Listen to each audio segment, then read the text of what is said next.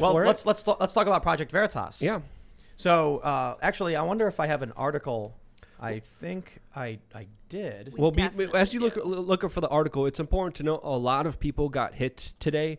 Robert F. Kennedy Jr., Del Bigtree, James O'Keefe, Project Veritas. There's other reports of Tom McDonald having some of his videos taken down from Spotify and Apple Music. I think they're back up now.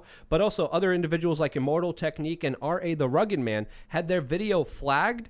And because it was supposedly election disinformation, their music video wasn't even about the election. No, it was just politics. It was just it was a lot of things were about the CIA, but that's a whole nother side topic. But they said it was election disinformation, and then they I've got important breaking news. Yes. Project Veritas is not permanently banned from Twitter. Good. That's good. So CNN is wrong. As far as I know. I mean, so I know James O'Keefe. CNN's wrong? I know James O'Keefe. No, my gosh. And we've had him on the show before, and I think he's a cool dude. I think he's a good dude. I think he does great work. Apparently, he's not permanently banned. They suspended his account because they wanted you have to remove a certain tweet. The tweet in question is he confronted a Facebook employee like any other news organization would head do. of their operations or something. Yeah. So they had one of their employees saying like, "Hey, can you answer these questions?" And the guy's like, "Get out of here." It was in front of his house. Now, when I saw that, I was like, oh, but they were at his house. James quickly, in his video, points out, BBC does it, Fox News does it, CNN does it. It is a normal thing where they go to people's houses and they ask them questions, and they do the exact same thing. And so he says in this video, they will not be taking it down because they will not set themselves to a lower standard than any other news organization. They're going to operate much the same way as anyone else would.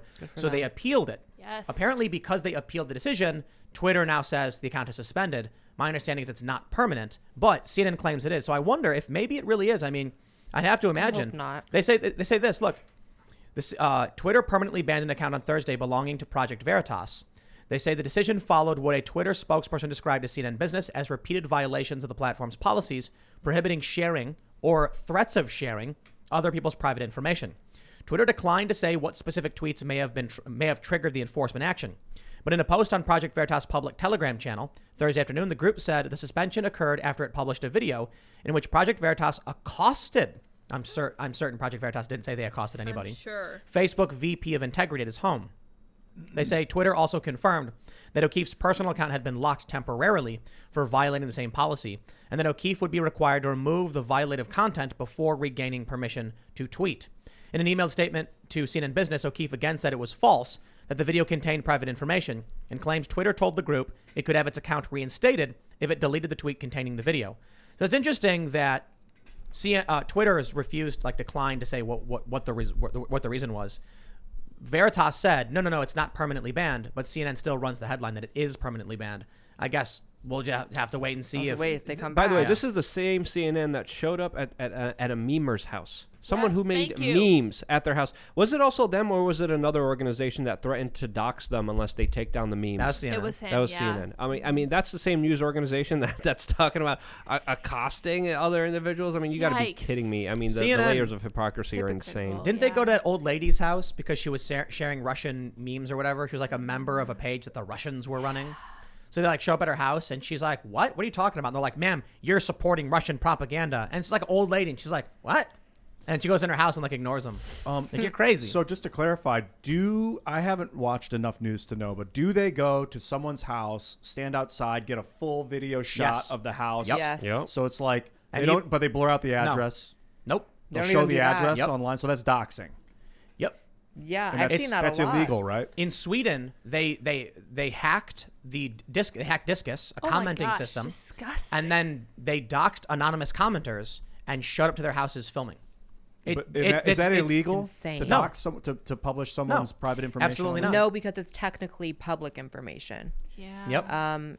It has to be accompanied with a threat or something like that. But if it's just that, because I've been doxed 5-6 times, and you can't really do anything unless it's accompanied with this is the person's address and people should go. But does Twitter have no doxing in their terms of service? Then? You're not allowed to dox. Okay, Yeah, private so they information. consider it doxing. But James didn't include any private information. I didn't see any address. I didn't see license plates. It was actually blurred. He blurred I saw everything. cars and they were blurred license plates. Everything was blurred. I mean, it doesn't even matter, because the real point is, much like Gina we were talking about earlier, it's just about anyone who's defiant, they're gonna try to crush you. So the fact that they're not already banned actually amazes me. Well, this is what's funny. They're going after Tucker Carlson because he made comments about George Floyd. And I did a video about this earlier. And I don't, look, Veritas, there was no large uprising where they were like, we must ban James O'Keefe. He just got quietly suspended really, really quickly. The reason is James O'Keefe is an actual threat to them because he actually produces video content without his opinion in it. He might editorialize, he might, he reads the copy and he's the one doing the voiceover. But when they show you a video of a VP of Facebook saying things, that's not an opinion. That's the person actually saying it. I mean, it might be the VP's opinion or the employee's opinion, but it's not Veritas's opinion.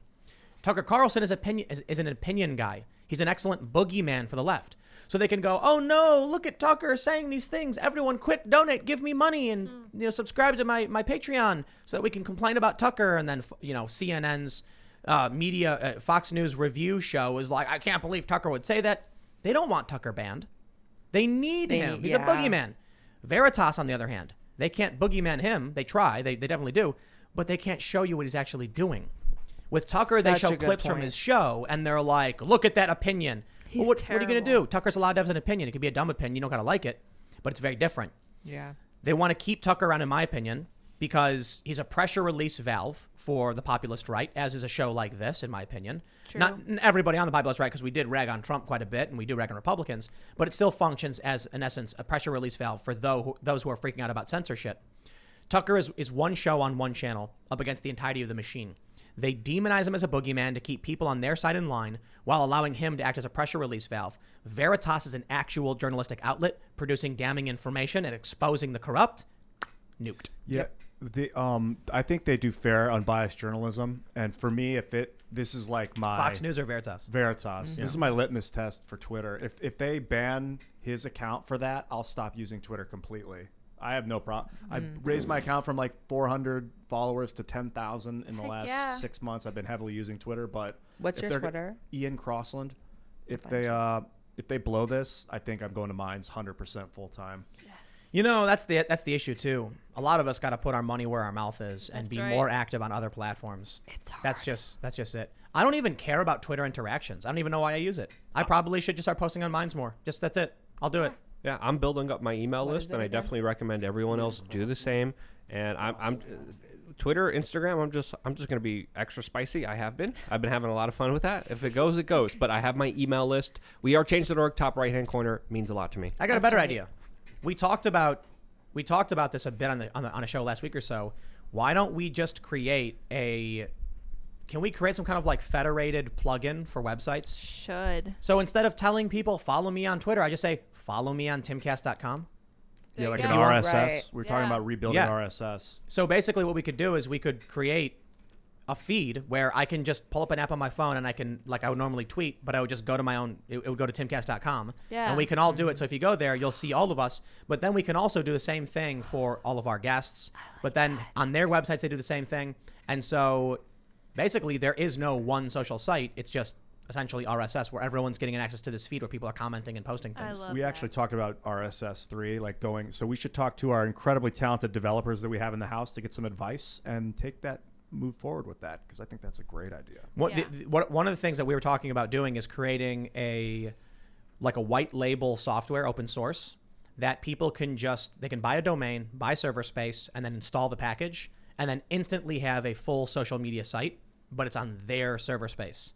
So if the hosting company bans them, well, that's, there you go. You could still get banned. But Twitter can't do it. Facebook can't do it. And then what we do is we just network them together in some capacity. It would be weaker than Twitter, Facebook, or YouTube because the networking is limited compared to what you can do on Twitter, like hosting videos and stuff. But we can still make a rudimentary system that would work this way. I think it's probably a good idea. We should probably do it. I like that. One of the reasons I started timcast.com was because I'm like, okay, well, I can always post here if I get banned. So instead of saying, follow me on Twitter, just follow me on timcast.com, go to the website. Simple. We need to make something that aggregates posts from websites, I suppose. So we have like the members only section. Maybe we can make a directory that incorporates memberships or like content posts from a ton of different creators, influencers, commentators. That way you have one app where you can follow everybody, but all it is a directory. not actually, a social media website. Follow their website activity all through a decentralized. Were you gonna say something, Luke? Well, I don't want to sidetrack. Finish your points, but I want to talk about the Florida travel restrictions. Why did you look into it? No, I was hoping maybe we could pull up a story and then read it. We will in a second. That's crazy. I guess we're pretty close to wrapping this one up as it is. I guess the general idea is there anybody who wants, especially those listening, who wants to put together an open source, very simple white label package that you can install into a server that gives you the functionality of Twitter, Facebook, or YouTube? And then we can create a parent directory that just aggregates those. So basically, we make a website called Ian's amazing, funhouseadventure.com. And when you go there, if you set up one of these white label software programs on your server, you just put your domain, you submit your domain to the site, it gets added to the directory, and then people can follow. And then you go to this website and you'll see a list of all the posts from these websites. And then they could ban the directory, I suppose, but the website still exists. New directories would pop up, and you can't ban it. Simple as that. You could host video. You'd have to pay to host your own video. That's of course kind of a downside, but and you'd have to pay to host your own everything. But hey, look, if you're gonna pay, how much is it gonna cost to host text? Just text. Not much, right? If at all. Let's say be like $10 for the domain, exactly. and then $10 a month or something for server space, right? And then all you're doing is posting your tweets. No one can ban you. Thanks for checking out this clip from the Timcast IRL podcast. If you want to see the full show, come back to this channel, youtube.com/TimcastIRL, Monday through Friday at 8 p.m., where you can leave comments and super chat, and we actually will read your comments on the show. Don't forget to like, share, subscribe, and if you want exclusive members-only content, segments you can't get anywhere else, go to timcast.com, become a member, and we even have full bonus episodes. Thanks for hanging out, and we'll see you all next time.